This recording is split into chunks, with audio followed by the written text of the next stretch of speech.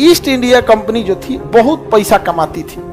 इसके पैसा को अंडर एस्टिमेट मत कीजिएगा। पाउंड के को अगर रुपया में चेंज करना है तो 102 से गुणा कर दी। सोचिए ईस्ट इंडिया कंपनी कितनी बड़ी कंपनी। ईस्ट इंडिया कंपनी का बल्ले बल्ले था। और जब अंग्रेज पिटाया सब 1857 की क्रांति में, अंग्रेज जब भारत में आए थे तो ईस्ट इंडिया कंपनी आई थी। ईस्ट इंडिया कंपनी जो थी बहुत पैसा कमाती थी।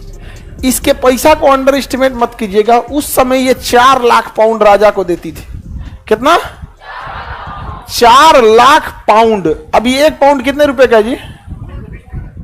नेट पे चेक कीजिए तो 1 पाउंड 1 पाउंड कितने रुपए के बराबर है? चेक करो फटाक से। अरे जल्दी पे चेक कर गधा। कोई ये को चेक करो। मुंह से बोल देना रे, लिख रहा है 102 रुपया। अरे डॉलर है रे 75 रुपया। पाउंड महंगा आता है। हाँ 100। अच्छा मतलब 9 पॉइंट छोड़ दीजिए। 102 रुपया 103 रुपया।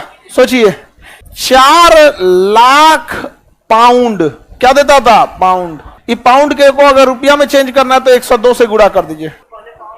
समझ में आ गया कि नहीं आ गया? आज के डेट में बताइए तो इंडियन रुपया से क्या होता था? ज्यादा होता था।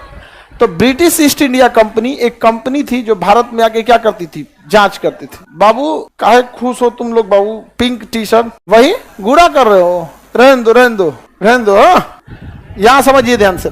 British east India company England की कंपनी थी। यहां है मैगलन जल संधि।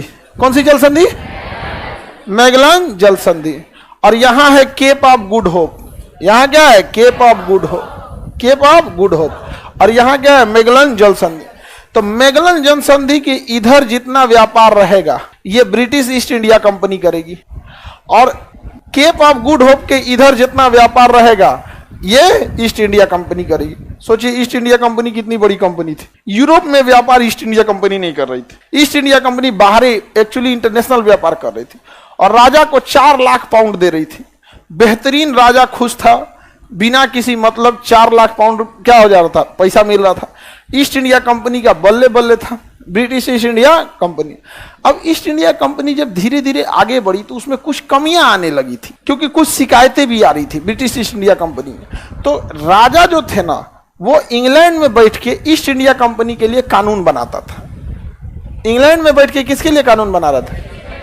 ईस्ट इंडिया कंपनी के लिए कानून बन रहा था। तो वही कानून चार्टर्ड एक्ट कहलाया। क्या कहलाया? Chartered act. तो जो कानून इंग्लैंड में बैठ के बना ना उसे चार्टर्ड एक्ट कहते हैं। समझ आ गया कि नहीं? और जो भारत में बना उसे भारत शासन अधिनियम कहते हैं। जो भारत में बना उसे भारत शासन। पहले जितने कानून बने थे ये सब इंग्लैंड से रेडीमेड बन के आते थे। और जब अंग्रेज पिटाया सब 1857 की क्रांति में, बड़ी मार खाया सब। और हम लोग के यहाँ खुद से गद्दारी हो गई, नहीं तो हम जीत गए रहते हैं। वहां पे हम लोग क्या जीत गए रहते। अंग्रेज सबके पास फौजें कितना थी? 6000। बाकी तो हम लोग थे इंडियन सब। वहां पे हम लोगों ने मिला के वहां पे क्या कर दिया? पीठ पर। तो हम लोग ने थोड़ा सा गड़बड़, अंग्रेज लड़ा के ज्यादा रखे थे सब। तो पहले ब्रिटिशर्स का मेन कब्जा जो था वो मद्रास में था। इस राज्य को कहा जाता था मद्रास, और इस राज्य को कहा जाता था बंबई रियासत, प्रेसिडेंसी। ये हो गई बंबई। ये पूरा एरिया क्या था? बंबई। और ये एरिया था